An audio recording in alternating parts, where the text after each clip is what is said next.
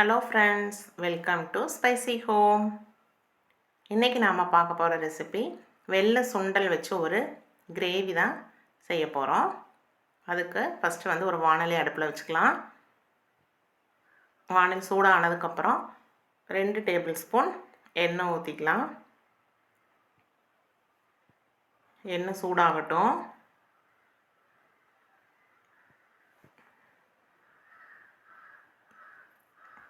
எண்ணெய் சூடானதுக்கப்புறம் கடுகு போட்டுக்கலாம். கடுகு நல்லா பொரியணும். பொரிஞ்சதுக்கப்புறம் ஒரு அரை டீஸ்பூன் ஜீரகம் போட்டுக்கலாம். ஜீரகம் நல்லா பொரிஞ்சிருச்சு. அது கூட நான் 2 பெரிய வெங்காயத்தை கட் பண்ணி வச்சுருக்கேன், அதையும் சேர்த்துக்கலாம்.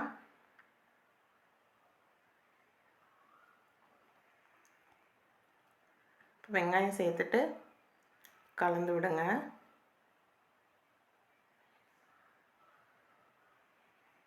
இப்போ இந்த வெங்காயம் வணங்குற அளவுக்கு கொஞ்சமாக உப்பு ஆட் பண்ணிக்கலாம். இந்த வெங்காயம் வணங்குற அளவுக்கு மட்டும் போடுங்க. நான் அதுக்கப்புறம் கடலைக்கும் கொஞ்சம் உப்பு போட்டு தான் வேக வச்சுருக்கேன். இப்போ வெங்காயம் கொஞ்சம் கலர் மாறிடுச்சு. இது கூட ஒரு சின்ன தக்காளி ஒன்று கட் பண்ணி சேர்த்துக்கலாம். பெரிய தக்காளியாக இருந்தால் அரை தக்காளி போடுங்க போதும். அது கூடவே 2 வத்தலை கட் பண்ணி சேர்த்துக்கலாம். வத்தல் வந்து எண்ணெய்க்குள்ளே வேணாலும் போடலாம். அது கூட ஒரு டீஸ்பூன் இஞ்சி பூண்டு பேஸ்ட்டு போட்டு நல்லா வணக்கினதுக்கப்புறம் இந்த மாதிரி எண்ணெய் பிரிஞ்சு வரணும். இப்போ நம்ம மசாலாலாம் ஆட் பண்ணிக்கலாம். ஒரு 1/4 டீஸ்பூன் மஞ்சள் தூள், 1 டேபிள் ஸ்பூன் மிளகாத்தூள், 1 டேபிள் ஸ்பூன் மல்லித்தூள்,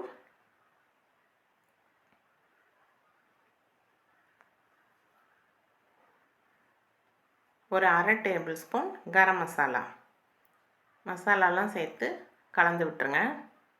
இது வந்து அடியில் பிடிக்கும். அதுக்காக நாம் கடலை வேக வச்சு வச்சுருக்கிற இந்த தண்ணியவே வந்து கொஞ்சமாக ஆட் பண்ணிக்கலாம். ஆட் பண்ணி நல்லா கலந்து விட்டுருங்க.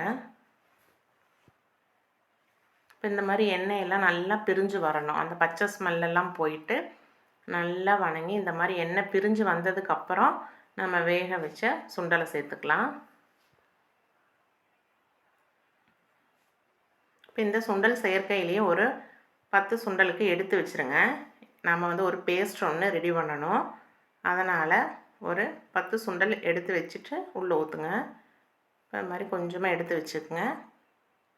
இப்போ இது கூடவே நான் வந்து ஒரு 2 டேபிள் ஸ்பூன் அளவுக்கு தேங்காய் திருகி வச்சுருக்கேன். அது கூட இந்த சுண்டலை ஆட் பண்ணிக்கலாம்.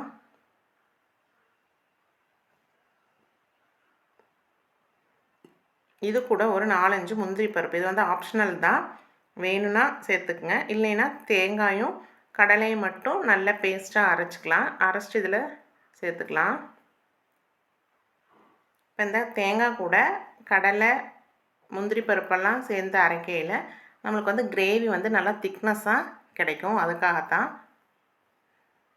இப்போ நம்ம அந்த மிக்ஸி ஜாரையும் கூட கழுகி அதையெல்லாம் தண்ணி சேர்த்துக்கலாம். இப்போ உங்களுக்கு வந்து இந்த கிரேவி வந்து எந்த அளவுக்கு வேணுமோ அதுக்கு தகுந்த மாதிரி நீங்கள் தண்ணி கூட்டியோ குறைச்சோ சேர்த்துக்கலாம். ஏன்னா இது வந்து இன்னும் கொதிக்கையில் கொஞ்சம் கூட கெட்டியாகும். அதுக்கு அனுசரித்து நீங்கள் தண்ணி சேர்த்துக்குங்க. நான் கொஞ்சம் கூட தண்ணி சேர்க்குறேன். நம்ம இப்போ தான் தேங்காய் ஊற்றிருக்கோம். இன்னும் கொதிக்கையில் வந்து கிரேவி கெட்டியாகும். இப்போ நீங்கள் கிரேவிக்கு தகுந்த அளவு உப்பு செக் பண்ணி பார்த்துட்டு ஆட் பண்ணிக்கோங்க. 2 டைம் ஏற்கனவே உப்பு போட்டிருக்கோம்.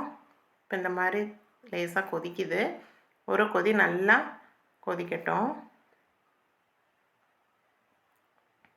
இப்போ நம்ம ஃபைனலாக நான் ஒரு சின்ன தேங்காயை சின்ன சின்னதாக கட் பண்ணி அதை வந்து எண்ணெயில் இந்த மாதிரி வறுத்து வச்சுருக்கேன். அதை வந்து நாம் கிரேவி கூட சேர்த்துக்கலாம். இப்படி சேர்க்கையில் நம்ம சாப்பிடையில் இந்த தேங்காய் வந்து கடிவடையில் நல்லாயிருக்கும் டேஸ்ட்டு. இப்போ கஸ்தூரி மேத்தியை கொஞ்சம் தேய்ச்சி போட்டுக்குங்க. இப்போ வந்து நம்மளுக்கு வெள்ளை சுண்டல் கிரேவி ரெடி ஆயிடுச்சு. இது பார்த்திங்கன்னா எல்லா டிஃபனுக்குமே நல்லா மேட்ச் ஆகும். இட்லி, தோசை, சப்பாத்தி, பரோட்டா, புட்டு, ஆப்பம் எல்லாத்துக்குமே நல்லாயிருக்கும். இப்போ இதை நீங்கள் செஞ்சு பாருங்கள். செஞ்சு பார்த்துட்டு எப்படி இருக்குன்னு எனக்கு கமெண்ட் பண்ணுங்கள்.